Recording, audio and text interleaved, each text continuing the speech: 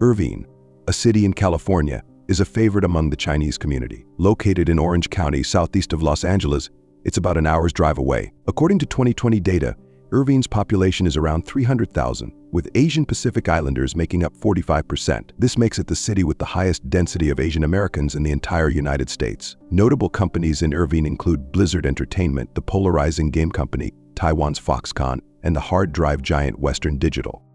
The main character in today's story is Sun Hongle, a chief engineer at Western Digital. Sun Hongle was born on July 1, 1977, in Yantai, Shandong Province, China. As a traditional Shandong student, his diligence and effort were unquestionable. Anyone who had interacted with Sun Hongle could attest to this. His outstanding academic performance allowed him to be directly admitted to the finance department of Zhejiang University without taking the college entrance exam after graduating from high school.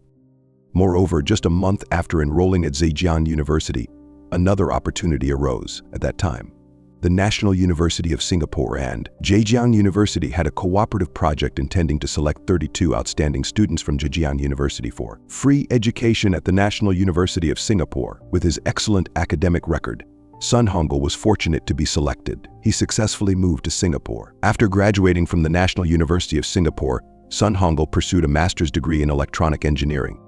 Upon obtaining his master's degree, he worked at Seagate Technology, a well-known hard drive company. Impressively, Sun Hongle not only succeeded academically and professionally, but also did not delay in finding a life partner. Sun Hongle had a high school sweetheart named Chen Haoying, who was also from Yantai, Shandong. She was both his hometown friend and high school classmate. We do not know what this beautiful girl looked like, as we searched the internet but couldn't find a single photo of her. However, I guess in Sun Hongle's eyes, she must have been an absolute beauty, as he loved her deeply and passionately. Despite leaving Shandong for Zhejiang and later studying abroad in Singapore, Sun Hongle never stopped loving her. During his time studying in Singapore, Sun Hongle helped Chen Haoying obtain a work visa so she could stay in Singapore. He also helped her find a job as a nurse.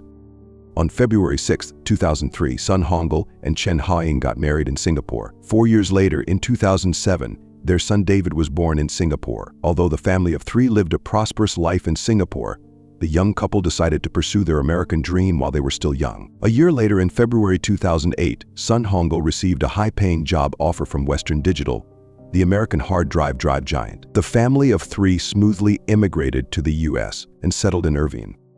By 2011, Sun Hongle began seeing a Chinese dentist named Lu Xuan. Due to their shared heritage, communication was smooth, and Sun Hongle also brought his wife and son for regular dental checkups there. As their visits became frequent, the 2 families gradually became close. Dr. Lu and his wife, who was also a dentist, worked together in the same clinic. Knowing that Chen Haoying had nursing experience in Singapore, they invited her to work at their clinic. Sun Hongle was happy that his wife found a new job. However, after Chen Haoying started working at the clinic, Sun Hongle began to face increasing betrayals, and the relationships among everyone involved became increasingly complicated and uncontrollable. On Saturday, July 18, 2015, the weather in Irvine, California wasn't great. The temperature was 75 degrees with winds at 9 miles per hour, and the sky was overcast, suggesting rain. Around 1:20 p.m., the Irvine police received multiple calls reporting a stabbing near a dental clinic. 5 minutes later, at 1:25 p.m., Officer Shambero was the first to arrive on the scene. Stepping out of his vehicle, he saw a white Mercedes SUV crashed into the entrance, with the hood completely crumpled. Not far from the car, in the bushes, lay Dr. Lu Xuan, a 54-year-old dentist, motionless on the ground. Clinic staff member Chen Haoying was attempting to administer first aid nearby. Another clinic employee named Christo was leaning against the wall, bleeding from his leg, looking terrified at the unfolding events. The scene was crowded with witnesses, and a curious crowd had gathered around. Many pointed to an Asian man standing near the Mercedes, telling the police that he was the perpetrator, 38-year-old Sun Hongle. Once the police had Sun Hongle under control, paramedics rushed in to replace Chen Haoying and began performing CPR on Dr. Lu. At this point, the police noticed that Lu had stopped breathing completely with multiple visible stab wounds on his chest, though they were no longer bleeding. Officer Clark retrieved an automated external defibrillator to try and revive Lu, but after several attempts, it was clear it wasn't working. When the rescue team from the fire department arrived, 2 officers began setting up a perimeter around the area as more police and investigators arrived. Witnesses were separated and individually questioned. One witness, a 64-year-old man named Asa, said he had an appointment at the dental clinic that morning but arrived late, close to noon, because he was busy. He met Dr. Lu at the clinic entrance, who was leading 3 staff members outside. Dr. Lu chatted with Asa mentioning they were heading out for lunch and inviting him to return at 1:00 p.m. During their conversation, Dr. Liu mentioned he had been experiencing back pain recently. Aza shared that he had similar issues in the past but had found relief using a topical medication. He promised to bring some for Dr. Liu when he returned. Dr. Liu thanked him, and then he and his staff left for lunch. Aza said he returned to the clinic around 12:45 p.m., but Dr. Liu and his staff were still not back, so he waited in the lobby near the lobby. Shortly after, the man who later stabbed Dr. Liu entered through the front door. He walked straight to the clinic's door and saw a sign that read, "Closed for lunch, will return shortly." Aza assumed this man was also a patient of Dr. Liu. After the man left, Aza went outside to wait for Dr. Liu. Moments later, the same man returned, driving a white Mercedes SUV, moving slowly as if looking for Dr. Liu. A few minutes later, Aza saw Dr. Liu and some staff getting out of a car and walking towards the entrance. Just as Aza greeted Dr. Liu, the white Mercedes suddenly accelerated, hitting Dr. Liu and throwing him to the ground. What shocked Aza even more was that the driver got out and began attacking Dr. Liu. At that moment, Aza didn't realize the attacker had a knife until another passerby wrestled with the man and took the knife away, making the severity of the situation clear. Aza immediately called 911. Another witness, David Alden, 67, said he and his wife were sitting on a bench outside the nearby Woodbridge Community Church when the incident occurred. The church is across from the building housing Dr. Liu's clinic, separated by a public parking lot. David recounted that he and his wife heard a loud noise, turned around, and saw a white car crashing into the building across the street. An Asian man jumped out and began attacking another man on the ground. At this point, a woman tried to intervene, seemingly to stop the attack. Concerned for her safety, David, despite his age, rushed over. He quickly reached the scene and struggled with the attacker. David said he repeatedly tried to push the man away, but the attacker kept yelling at the woman. The surrounding people were also shouting, making it hard for David to hear the conversation. Eventually, another bystander, Gary, joined in to help. Together, they managed to pull the attacker away from the woman. At that moment, David heard someone in the crowd shout, "Kai knife." "He has a knife." David said he didn't see the knife initially, but instinctively grabbed the attacker's arm and used his body weight to pin him to the ground. The attacker then ceased resisting and started shouting, "He deceived me. He ruined me." The police also interviewed another helpful witness, Gary Winkler, a 63-year-old pastry shop owner. Gary had just finished participating in church activities when the incident occurred. He was heading towards building C1 next to the church when he heard the crash. As he rushed over, he saw the attacker assaulting a man on the ground while people around were screaming and calling for help in vain. Gary pulled the attacker away from the woman, only to be warned by bystanders that the attacker had a knife. That's when he noticed the Asian man holding a knife about 8 inches long. Gary managed to wrestle the knife away from the attacker just as David pinned him to the ground. According to witnesses and clinic staff, the story unfolded as follows. Gary handed the knife to his friend Modi, who carefully placed it on a nearby green electrical box and stood guard to ensure no one touched it. Gary shouted at the attacker, "Are you crazy? You killed him, son." Hongle responded, "That's exactly what I wanted to do." In an interview with Zada, a clinic employee, the police gathered more crucial information. Zada, an Iranian dental assistant at the clinic, identified the attacker as Sun Hongle and the victim on the ground as Dr. Liu Xuan, her boss. Zada had worked for Dr. Liu for 6 years and her colleague Chen Haoying had been there for 4 years, handling paperwork and finances. During Chen Haoying's tenure, her husband Sun Hongle had visited the clinic many times as a patient, so everyone knew him. However, rumors later surfaced that Chen Haoying and Dr. Liu were having an affair, which led to Dr. Liu's divorce from his former wife, Dr. Jun Lejia. Dr. Jun Lejia specialized in cosmetic procedures. Previously, the couple worked in separate rooms but shared clinic space in room 100. Even after their divorce, they continued to share the clinic for a long time. 2 days before the incident, Dr. Jun Lejia moved out but remained in the same building, now in room 130. About 4 months before the incident, Dr. Jun Lejia confided in Zada that her husband was having an affair with a ping pong coach. 3 months later, Zada was surprised to find that the coach had become her colleague. A month before the incident, Dr. Liu introduced a woman named Christo to Zada, saying she was the new receptionist and asking Zada to show her some basic procedures. Christo mentioned she had no medical knowledge but was a quick learner and would do her best. She also said she had known Dr. Liu for 10 years and was his ping pong coach. The last time Zada saw Sun Hongle was about a month and a half before the incident when he came looking for Dr. Liu, who was not present that day. 3 days later, after finishing his last patient appointment, Dr. Liu announced he was closing early because he had received death threats via text message. He appeared anxious and personally checked all the doors. He refused to go home, saying the clinic felt safer. Following the threat, Dr. Lu immediately went to China and arranged for other dentists to temporarily help at the clinic. He had returned from China only 2 weeks before the incident. On the day of the incident, around noon, Dr. Lu suggested taking everyone out for lunch. There were 4 people in the clinic at the time: Zada, Dr. Lu, Chen Haiying, referred to by Zada as the boss's girlfriend number 1, and Christo, referred to as the boss's girlfriend number 2 since they all went out together. They took one car. Chen Haiying had a black Honda, and Christo had a BM3I registered under Dr. Lu's name, but used by her. According to Zada and other witnesses, the story continued as follows.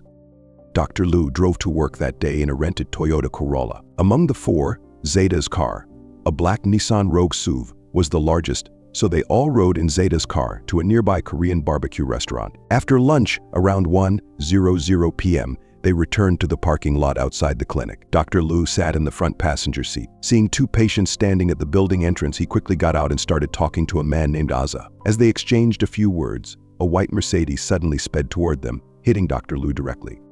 While the police were interviewing witnesses, Officer McFinn approached the suspect, Sun Hongle. At this point, Sun was sitting by the curb, his head down, with a vacant look in his eyes. McFinn asked if he was injured.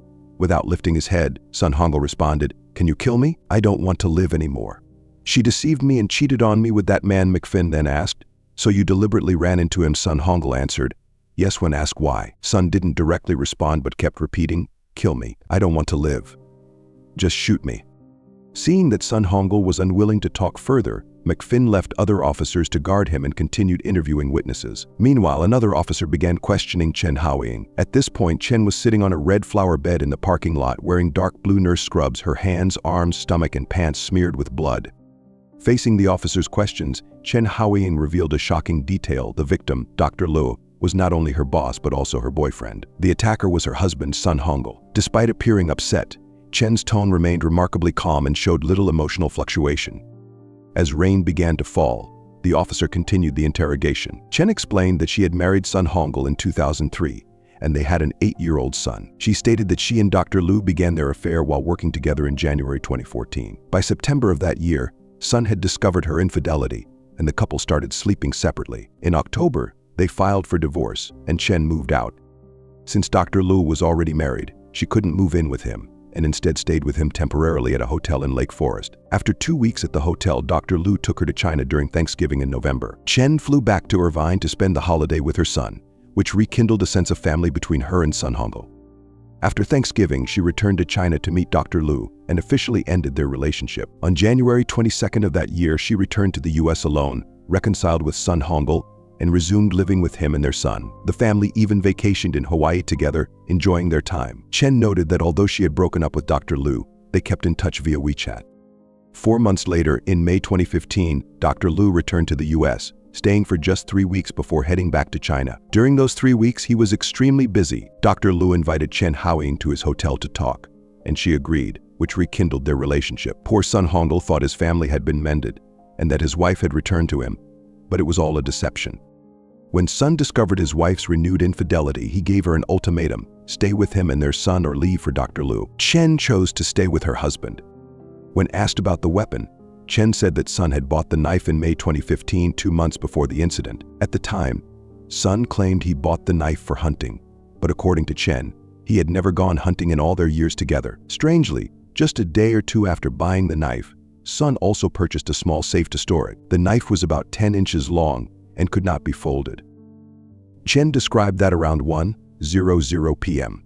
On the day of the incident, after lunch at the Korean barbecue restaurant, the group returned to the parking lot. Dr. Lu quickly walked toward the main entrance to speak with a patient. As she crossed the parking lot, a white Mercedes slowly approached from the east and stopped beside her. Chen was startled to see her husband, Sun Hongle, staring at her with a menacing look. Before she could approach to speak with him, he stepped on the gas, accelerating straight into Dr. Lu, throwing him a considerable distance.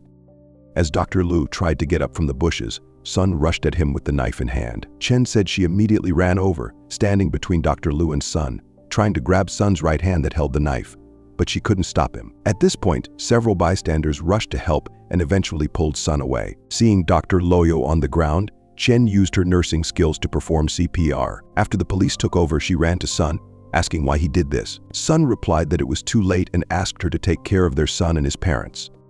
In another corner of the scene, Christo, a clinic employee, was leaning against a wall, clearly still in shock from the horrifying event. Medical staff and police noticed dried blood around her nose, mouth, and hands. She had no visible injuries except for a knife wound on her left calf. To ensure she received timely treatment, paramedics took Cristo to a nearby hospital in Irvine. At 3:55 p.m., Officer James Wood arrived at the hospital to question Cristo. The doctor informed him that Cristo had been crying and screaming hysterically in the ambulance but had since calmed down. Her left leg had a stab wound, but fortunately, it didn't damage any bones, so she would be discharged soon. Cristo told the police that she came to the U.S. in 1999 and became an American citizen in 2005. At that time, she worked at the Los Angeles Table Tennis Association as a coach, well-liked by many students. Cristo met and fell in love with Dr. Liu at the table tennis courts in 2005. Even though she knew Dr. Liu was married, she was willing to be the other woman and secretly continued their relationship. In 2013, Cristo became pregnant and flew back to her hometown in Hunan, China, to give birth. In February 2014, Cristo and Dr. Liu's daughter, Kay, was born. During this period, Dr. Liu also spent time in China as he had opened several pediatric dental clinics there. However, his business wasn't doing well, and he was constantly losing money. Dr. Liu was looking for sponsors and investors in China while also visiting Cristo and their daughter in Hunan. Cristo mentioned that she knew Dr. Liu had a new lover and was still secretly meeting with Chen Haoying. When asked if she felt angry or jealous, Cristo replied, no, saying she had a child with Dr. Liu and could only follow his wishes. She added that Dr. Liu referred to both her and Chen Haoying as his wives. Cristo said she returned to the U.S. 3 months before the incident. As soon as she came back, Dr. Liu arranged for her to work at his dental clinic. She hoped to bring her daughter to the U.S. and had booked a flight for July 26th, just 8 days later. Unfortunately, the tragedy happened before then. Cristo recounted that when she saw Sun repeatedly attacking Dr. Liu in the parking lot, she and Chen Haoying ran to intervene. During the struggle, Cristo was stabbed in the leg, but she believed Sun didn't intentionally target her and probably accidentally stabbed her while trying to stab Dr. Liu, who was on the ground. After the interrogation, Dr. Liu's second daughter, Lily, arrived at the hospital and took Cristo home. Around 6:00 p.m., Lily drove Cristo back to the scene to retrieve her BM 320i. However, the police informed them they had a search warrant and needed to examine the car first. During their conversation, Lily mentioned she was at home near the University of California, Irvine, when she received calls from both her mother and Cristo about her father being stabbed. Lily said that 8 years ago, when she was 14, she knew about her father's affair with Cristo but had no idea they had a child together. She shared that 2 months ago, in May 2015, her father returned home and played a recording on his iPhone. It was a voice message from son Hongle, sent via WeChat, threatening to bring a gun to the clinic to confront Dr. Liu. The recording also captured Chen Haoying crying in the background. Lily said that both she and her father were very worried about the message, but they didn't report it to the police. To be cautious, Dr. Liu returned to China in May. He came back to Irvine on June 18th to attend a court hearing related to a patient's financial lawsuit. When asked if she knew that Chen Haoying was also her father's lover, Lily seemed surprised and said she didn't. She explained that Chen previously worked at her mother's clinic, Dr. Jun Lejia, which was in the same building but in a different room. After her parents divorced, Chen started working for her father. When asked if her father had any other enemies besides son Hongle, Lily mentioned that her father had expressed concerns about a man named Mr. Chang. Dr. Liu had said that Mr. Chang hated him and might harm him, but Lily was unsure of the reasons behind this. Meanwhile, the suspect, son Hongle, had been taken to the police station, where his interrogation began at 5:54 p.m. Sun explained that he and his wife Chen Haoying had been married for 12 years and had an 8-year-old son named David. The family had lived in Irvine for over 5 years before the incident. Chen's parents had flown in from China to help care for their grandson. Despite living in the same house, Sun said he felt awkward because everyone knew about his wife's affair. The couple had been sleeping in separate rooms for a long time. Sun recounted that he used to trust his wife, but in September of the previous year, he found a traffic ticket in their mailbox. It recorded Chen running a red light in the morning a few days earlier, with a photo from a traffic camera. Sun noticed that the incident occurred near Santa Ana, which was not on Chen's usual route to work. After checking the map, he was shocked to discover that many hotels were located in that area. More surprisingly, through a private investigator, Sun learned that his wife had been meeting Dr. Liu almost daily to rent a room. Feeling deeply betrayed, Sun confronted Chen, who admitted to the affair and told him that she wanted to return to China with Dr. Liu, leaving Sun to deal with the aftermath alone. On September 16, 2014, after Chen moved out, Sun filed for divorce. To manage daily childcare, he had to bring his parents from Shandong to help. However, things took a turn after 2 months. In November 2014, Chen flew back to the US from China to spend Thanksgiving with their son. During this time, she revealed a secret to Sun. Initially, her relationship with Dr. Lu had been flirtatious with no physical involvement. But one day, Dr. Lu drugged her, making her unconscious, and took several nude photos of her, which he kept on his computer. After this, Lu began showing her great care and concern, which led her to decide to be with him. However, while in China, Chen discovered that she had cancer and her treatment wasn't working. She believed that Lu's multiple affairs had exposed her to something that caused her illness. Sun was shocked, believing that Dr. Lu had caused his wife's cancer. He urged Chen to return to their family, and she agreed. However, Chen was worried about her green card status, fearing that leaving Lu's clinic would result in losing her US health insurance and facing significant debt. Sun reassured her that they could remarry to solve the green card issue, and that he would help her find a new job, making it unnecessary for her to continue working at Dr. Lu's clinic.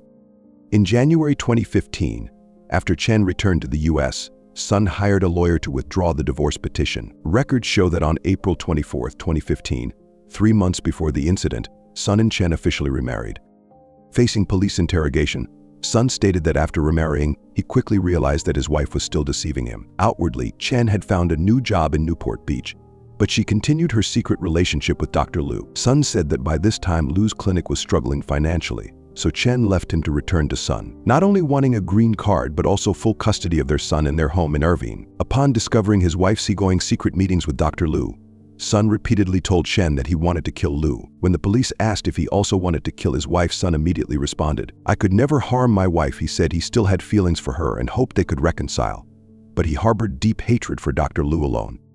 Sun recounted that on the morning of the incident, Chen said she was going to work, but he was suspicious because she had just found this new job, and it seemed unlikely she would be working overtime on a Saturday. So he quietly drove to Dr. Lu's clinic. In the parking lot, he saw Chen's Honda. Angrily, he stormed into the building to confront his wife but found the clinic door closed with a note on it. Recognizing Chen's handwriting, he turned back to his car and waited in the parking lot.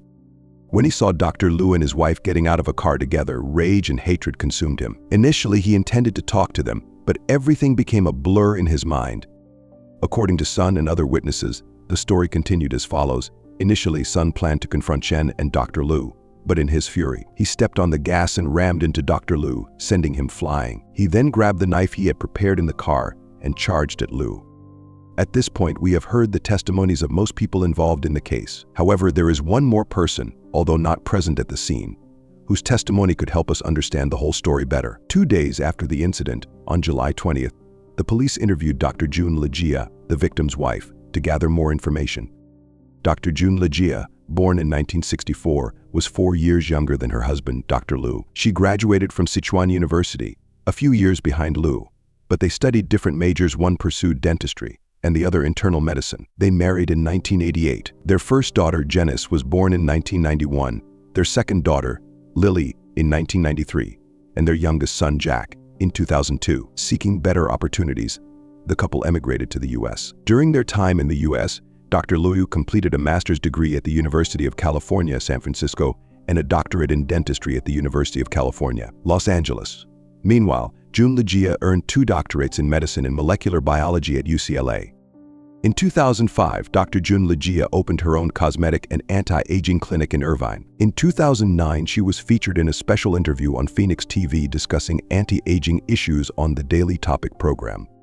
When asked about her personal life, Dr. June Legia revealed that she had long known about her husband's infidelity. She knew Dr. Lu had an ongoing affair with Christo, a table tennis coach, but she didn't want to divorce him for the sake of their children's upbringing. In September 2014, she received a call from son Hongle, who wanted to arrange a meeting. They met at a public pool in their residential area. Sun bluntly stated that he had hired a private detective and confirmed that Dr. Lu and his wife, Chen Haoying, were having an affair. He also discovered that Dr. Lu and another mistress, Christo, had a child together in China, who was 17 months old. After this meeting, Dr. June Legia said she was utterly disillusioned with her husband. She had always known Dr. Lu had affairs with many women, but she had never caught him with concrete evidence, or perhaps didn't want to find it. Now, with Sun revealing everything, she felt it was time to divorce. After the meeting, Dr. June Legia immediately called her husband, who was in China, and informed him of her decision to divorce. Dr. Lu simply responded with, "Okay." When asked about Mr. Chang, whom Lily had mentioned as a potential threat, Dr. June Legia explained that Mr. Chang and Dr. Lu had a financial dispute. Mr. Chang had paid $140,000 to Dr. Lu to paint an office building, But Dr. Lui didn't keep his promise, took the money, and found various excuses to delay the work. Dr. Jun Lijia said that Mr. Chang was a good man and wouldn't harm Dr. Liu. On the afternoon of July 20th, investigators went to Western Digital, where Sun Hongle worked, to question his direct manager, Mr. Chen, about Sun's behavior before the incident. Mr. Chen stated that Sun had joined the company in February 2008. Both had studied in Singapore, so they had many common topics to discuss and got along well. He described Sun as friendly and calm, someone who never quarreled with anyone. Sun was hardworking, dedicated to his job, and one of the best employees under his supervision.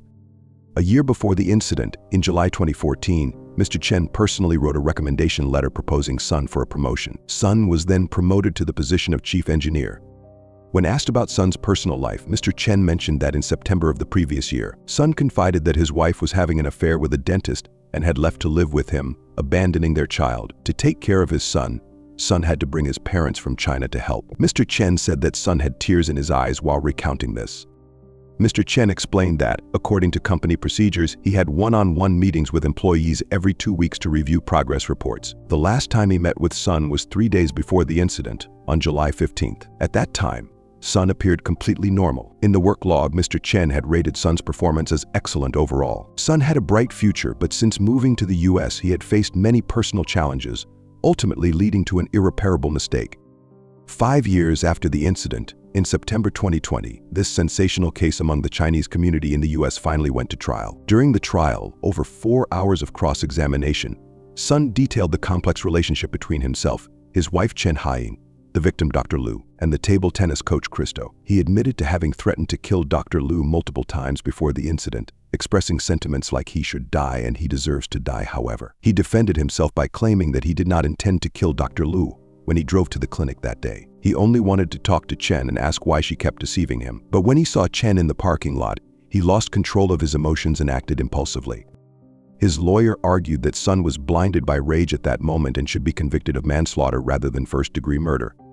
In response, the prosecution presented 160 pages of WeChat messages showing that Sun had premeditated the act for a long time. The messages revealed that Sun had repeatedly expressed his intention to kill Dr. Liu. A month before the incident, he had bought the murder weapon at a Big 5 sporting goods store and stored it in a safe. On the day of the incident, patient Aiza saw Sun arrive at the clinic, where there was a note on the door written by Chen. After discovering this, Sun did not leave but waited patiently for Dr. Liu to return so he could exact his revenge. All these factors indicated premeditated murder.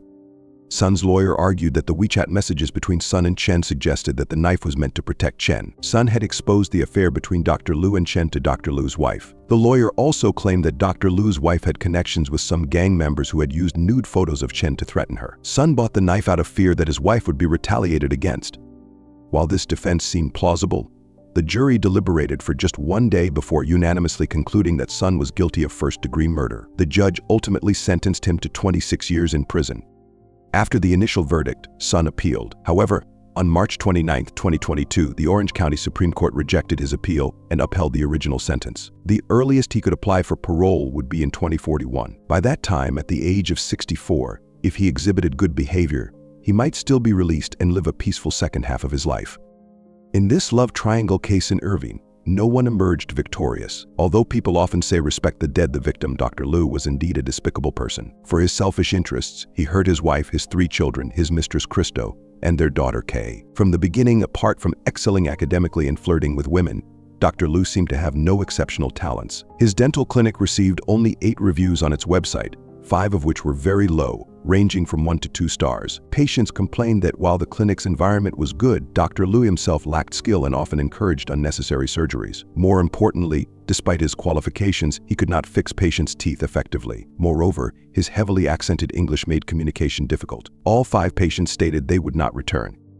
Interestingly, of the 3 positive reviews, 1 was from Lily L. and another from Janice L. These names sound familiar, right? Dr. Liu's eldest daughter is named Janice, and his second daughter is named Lily. The remaining 5-star review was unrelated to the clinic and was instead about Dr. Liu's death.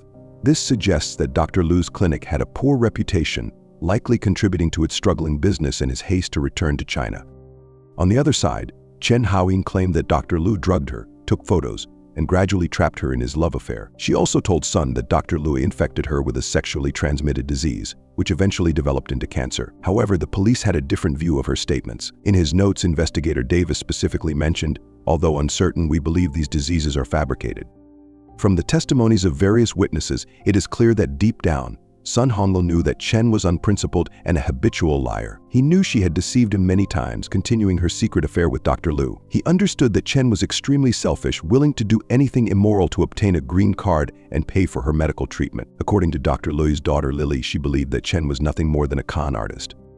Yet there was no escape for Sun Hongle, as his love for her was too deep to let go. So what now? We don't know the status of Chen Haiying's cancer treatment or whether she obtained her green card. We can only hope that if she is still alive, she will not seek out Sun Hongle again. He has suffered enough. If he had married someone else initially, his life might have been much happier now. This may have been a straightforward case for the police, but it reflects a rare love tragedy for all of us. What do you think about this case? Share your views in the comments below. Goodbye and see you next time.